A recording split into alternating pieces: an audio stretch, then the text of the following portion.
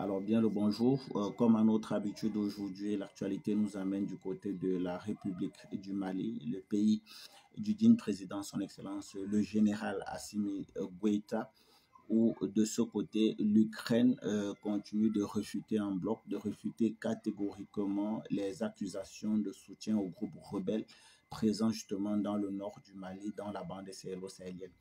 Alors, de quoi est-il question concrètement? Le ministère des Affaires étrangères de l'Ukraine nie en bloc justement sa participation à la coopération avec des groupes terroristes qui opèrent aujourd'hui dans le nord du Mali.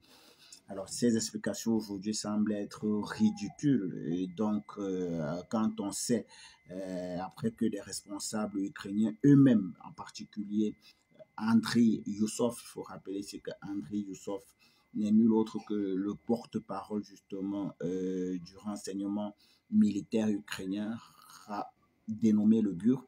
Et bien, Andriy Youssov, dans plusieurs de ses déclarations, a reconnu ouvertement la participation, a annoncé leur participation à l'organisation justement de l'attaque contre les forces armées maliennes et leurs alliés russes dans la localité de Tinzawaten.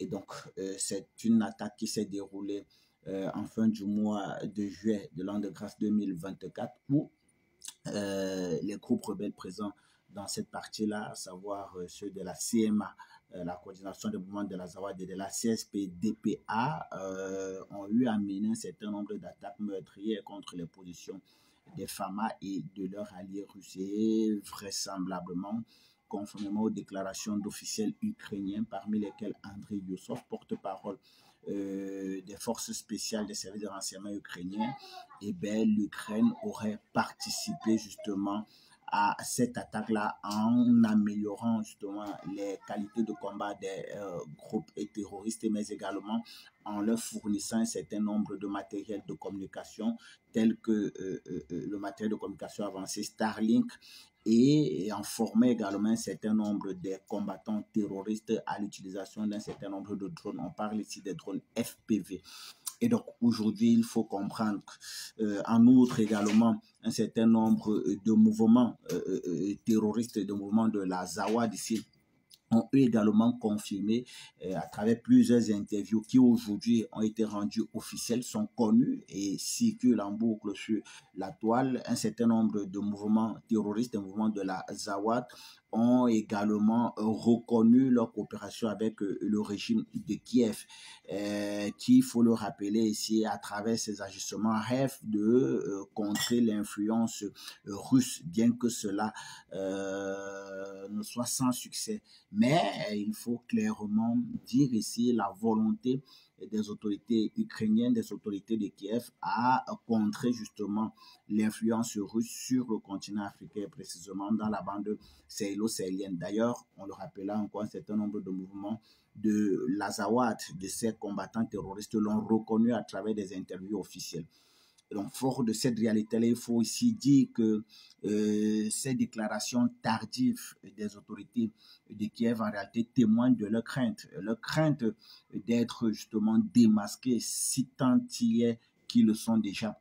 Le fait est que les autorités maliennes aujourd'hui ont lancé une enquête officielle sur les activités de l'Ukraine dans la région du Sahel et que très probablement les résultats de cette enquête seront bientôt publiés. Et donc c'est fort de cette réalité-là et par crainte justement que la vérité se sache aux yeux et au su de tout le monde que les autorités ukrainiennes, en l'occurrence le ministre des Affaires étrangères, justement, essayent par cette fuite en avant refuter des faits, parce qu'on parle ici des faits. Aujourd'hui, il est confirmé que l'Ukraine a amplement travaillé aux côtés des groupes terroristes, des groupes rebelles dans le nord du Mali pour justement déstabiliser le Mali et déstabiliser toute la région du Sahel. C'est un fait.